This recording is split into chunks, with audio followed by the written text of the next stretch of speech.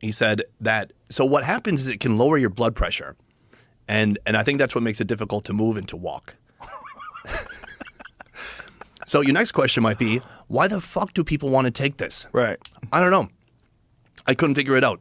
And so I think maybe in the right dose, like too much of anything is bad. A little bit of cough syrup, great. The whole bottle, I did that one time. Huge mistake. Yeah. You know when you watch the news and they're like, hey, kids are doing this and they shouldn't be. And you're like, fuck, you can get high from cough syrup? Right. I was like, I'm going to do that. And I did it, and it was like the worst 24 hours of my life.